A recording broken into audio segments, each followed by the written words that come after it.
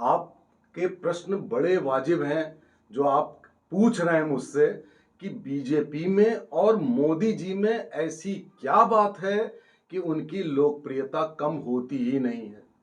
10 साल हो गए, टस से मस नहीं हुआ, लोकप्रियता दिन दूनी रात चौगुनी बढ़ रही है। और आपने क्वेश्चन बहुत सही किया कि क्या कभी ऐसा होगा कि मोदी जी की या बीजेपी की पॉपुलैरिटी कम हो। तो मैं आपको एक डायग्राम से बताता हूं आपको कि क्या वजह है कि मोदी और बीजेपी के आगे कोई टिक नहीं सकता। और इसको एक पॉलिटिकल रिसर्च के रूप में भी आप लीजिए कि आखिर कांग्रेस का डाउनफॉल क्यों हुआ, कोई और क्यों नहीं आ पा रहा है, इस वे में भी लीजिए। देखिए, कोई भी राजनीतिक पार्टी कुछ विशेष विचारधारा और मुद्दों पर चलती है जो लोगों को आकर्षित करती है। तो मैं आपको सेलिएंट फीचर्स बताता हूं।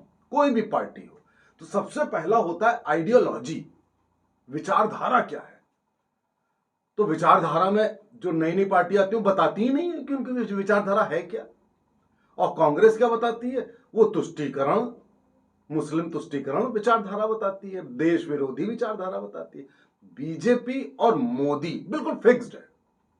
क्या फिक्स्ड है कि साहब हमारा सांस्कृतिक राष्ट्रवाद हमारी विचारधारा है। सांस्कृतिक राष्ट्रवाद का मतलब है संस्कृति, हिंदुत्व की संस्कृति।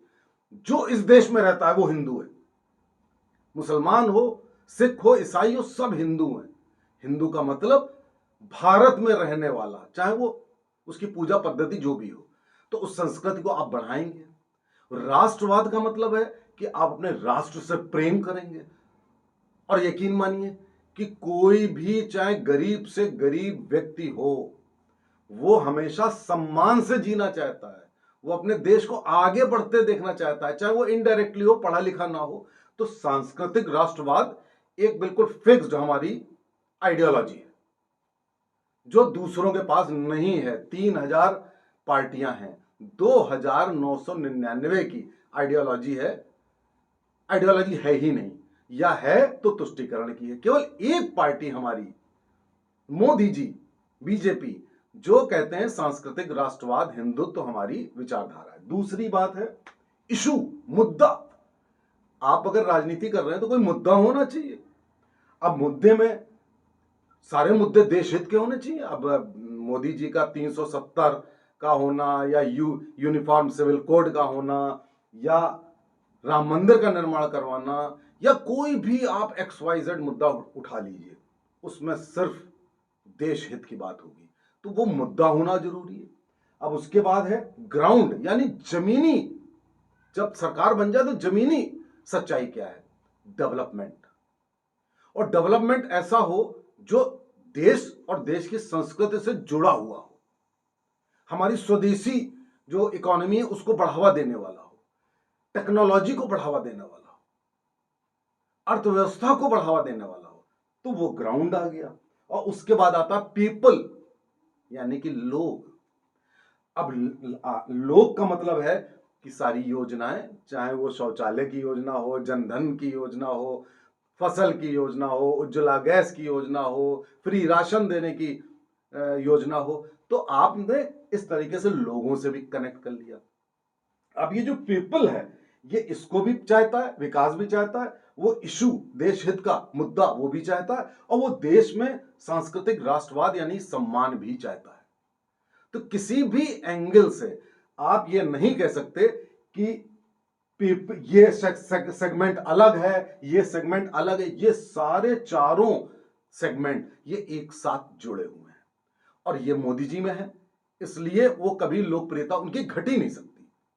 अब आप सोचिए कांग्रेस में ये मुद्दा एब्सेंट, देश हित का मुद्दा एब्सेंट, डेवलपमेंट वेरी लिटिल, बहुत नाम मात्र का।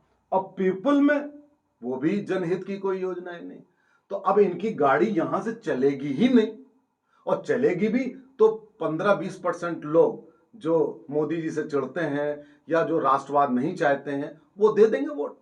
आपको 30-40 सीटें मिल जाएंगी, आपकी हल्की सी गाड़ी खिसक जाएगी, बात नहीं बनेगी। तो आपका जो ये प्रश्न है कि आखिर वजह क्या है, वजह बड़ी क्लियर है जो मैंने आपको बताया।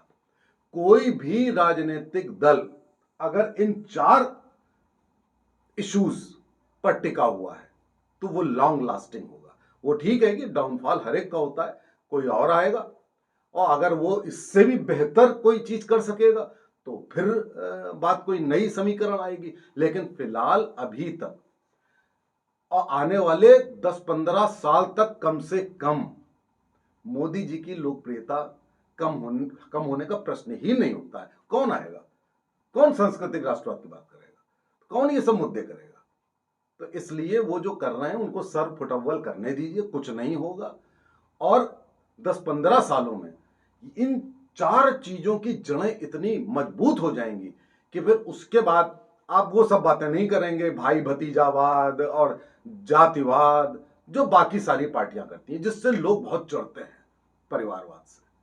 तो इसलिए मैं समझता हूं कि मैंने आपको ये बता दिया कि मोदी जी और बीजेपी की पॉपुलैरिटी के कारण क्या है और ये अगले 15 साल तक, अभी तो 10 साल हुए हैं, कम से कम 15 साल और ये कम होने का सवाल ही नहीं उठता।